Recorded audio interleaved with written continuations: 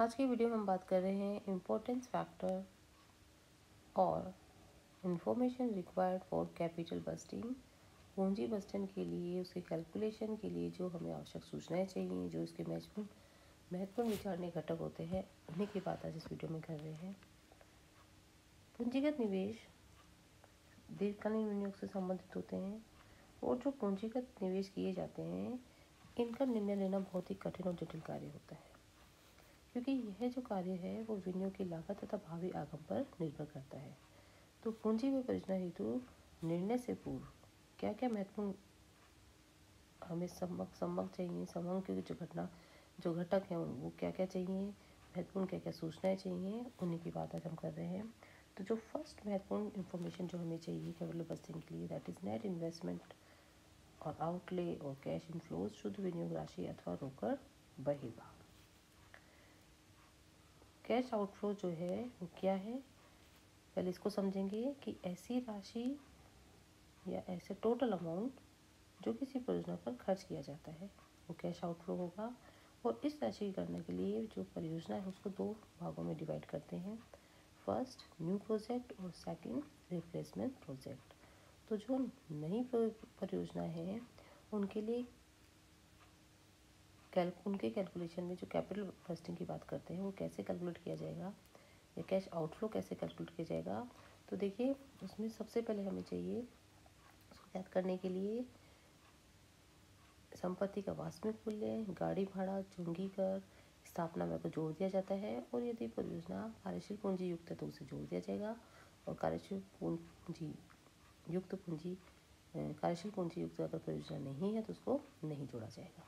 तो कैसे कैलकुलेट करेंगे cash outflow for new project, cost of new project plus carriage inward plus octroi plus installation cost plus tax plus other expenses plus working capital minus investment allowance. तो इस तरह से cash outflow for new project calculate कर लिया जाएगा। और अब बात करेंगे रिप्लेसमेंट प्रोजेक्ट की। रिप्लेसमेंट प्रोजेक्ट क्या है, ऐसी प्रोजेक्ट जिसमें किसी पुरानी संपत्ति की जगह नई संपत्ति लगाई जाती है तो उसे हम रिप्लेसमेंट प्रोजेक्ट कहते हैं। और इस कंडीशन में कैश आउटफ्लो की गणना कैसे करेंगे,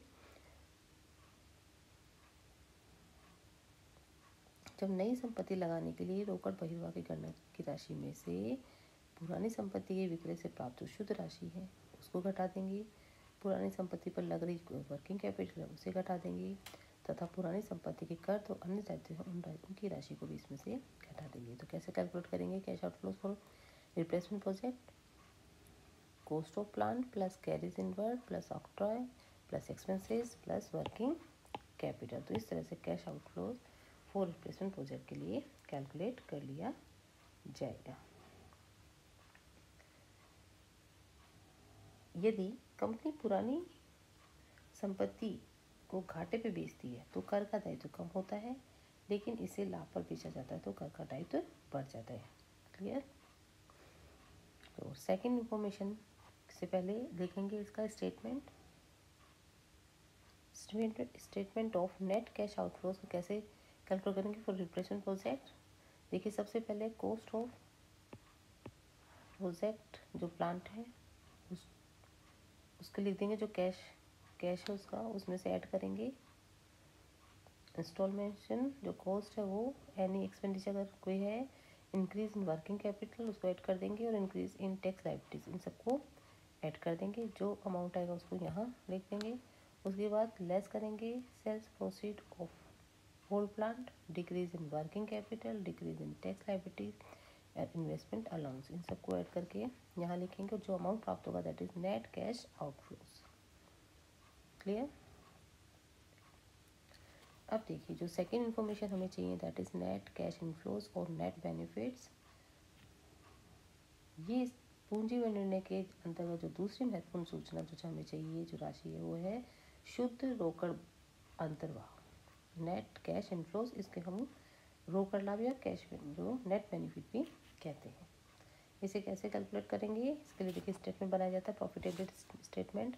सबसे पहले जो इन्फॉर्मेशन लिखेंगे इसमें एस्टिमेटेड एनुअल सेल्स रेवेन्यू, उसमें से लेस करेंगे estimated operating expenses including depreciation. इसके बाद इसको लेस करने पर जो अमाउंट आएगा हमारे पास, इनकम बिफोर टैक्स। अब इसमें से लेस करेंगे डेप्रिसिएशन, और जो अमाउंट हमारे पास आएगा वो आएगा income after tax but before depreciation, और we can say net cash inflows.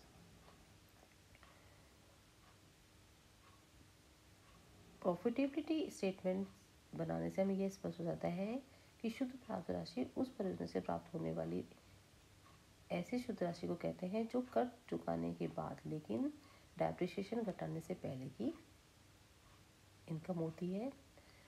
और हमें यह ध्यान में रखना होता है कि पहले डेप्रिसिएशन की राशि घटाकर आय ज्ञात करते हैं, उस पर कर की गणना करके कर की राशि को घटाएंगे तथा पुनः डेप्रिसिएशन की राशि को कैश इनफ्लोज की राशि जोड़कर उससे कैश इनफ्लोज की राशि को कैलकुलेट करेंगे। ठीक है, एक बार घटेगी दूसरी बार जुड़ जाएगी, ये ध्यान में रखना है आपको।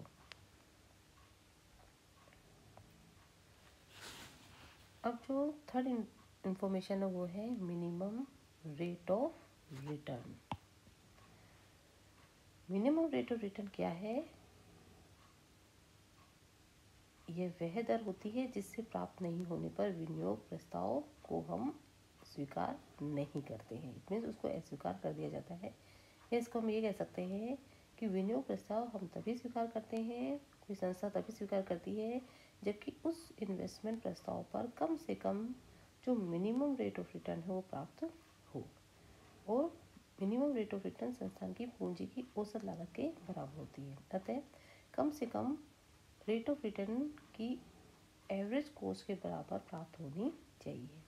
और यह जो रेट है वो अवसर लागत, विनियोग की जोखिम, ब्याज दर, निश्चितता तथा प्रबंध विनियोग नीति आदि की सहायता से ज्ञात की जाती है। फिर जो नेक्स्ट इंफॉर्मेशन है that is project life period, परियोजना का जीवन काल। प्रोजेक्ट लाइफ पीरियड क्या है? यह वह अवधि है जिसमें संस्थान को इस योजना से आय प्राप्त होती रहेगी। मतलब आगे कितने सालों तक संस्था को आय प्राप्त होगी उसकी प्रोजेक्ट की लाइफ होती है। और प्रोजेक्ट लाइफ का निर्धारण संपत्ति का उपयोग उस क्षेत्र में संभावित जो टेक्निक है उसमें जो परिवर्तन हुआ है, परियोजना की जो नेचर है, इसका जो मेंटेनेंस है आदि अनेक बातों की सहायता से इसको कैलकुलेट किया जाता है। और प्रोजेक्ट के प्रस्ताव को स्वीकार करने का निर्णय लेते समय उसके लाइफ पीरियड को भी ध्यान में रखा जाता है। नेक्स्ट, अवेलेबिलिटी ऑफ फंड्स, कोष की उपलब्धता। पूंजी में संबंधी जो प्रोजेक्ट हैं उसमें लंबे समय के लिए अधिक धन का विनियोग करना होता है क्योंकि ये दीर्घकालीन विनियोग से संबंधित होते हैं। अतः प्रोजेक्ट स्वीकार करने से पूर्व यह जानकारी भी कर लेनी चाहिए कि उस पर कितना धन लगाना होगा। संस्थान के पास उपलब्ध या उपलब्ध होने वाले संसाधनों को ध्यान में रख के ही परियोजना स्वीकार और अस्वीकार की जाती है। नेक्स्ट, अपॉर्चुनिटी कॉस्ट, अवसर लागत। अवसर लागत की जो जानकारी है उसकी आवश्यकता हमें वांछित न्यूनतम प्रत्याय दर की गणना के लिए करनी होती है। और अवसर लागत क्या है? यह वह इनकम है जो ऐसे कोष या अन्य विनियोग करने पर प्राप्त हो जाती है। क्लियर? अवसर लागत को हस्तांतरण आय भी कहा जाता है। नेक्स्ट इज रिस्क, जोखिम। आज के इस वर्तमान जो परिवर्तन का युग है इसमें बहुत तेजी से चेंजेस होते रहते हैं, जिससे जो टॉप मैनेजमेंट है उसको यह आशंका हमेशा बनी रहती है कि परियोजना निकट जो भविष्य है उसमें अव्यवहारिक तो नहीं हो जाएगा, अप्रचलित तो नहीं हो जाएगा। तो अप्रचलन और अव्यवहारिकता की जो रिस्क है उससे बचने के लिए प्रबंध को इसे लागू करने से पूर्व परियोजना की जो प्रोडक्शन टेक्निक है, उसके टूल्स, उसके प्लांट्स व मशीन आदि के संबंध में बहुत गहनता से अध्ययन करने के पश्चात संतुष्ट होने पर ही इसे क्रियान्वित करना चाहिए। तो इसका भी ध्यान में रखा जाता है। नेक्स्ट, नॉन फाइनेंशियल फैक्टर्स, गैर वित्तीय घटक। पूंजी में निर्णय के अंतर्गत केवल वित्तीय घटक पर विचार नहीं किया जाता, नॉन फाइनेंशियल फैक्टर्स पर भी विचार किया जाता है।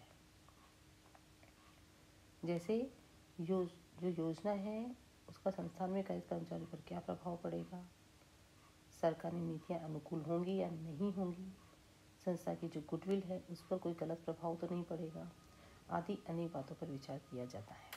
क्लियर? तो ये सारी इंफॉर्मेशन है जो पूंजी निवेश करने से पूर्व की जाती है।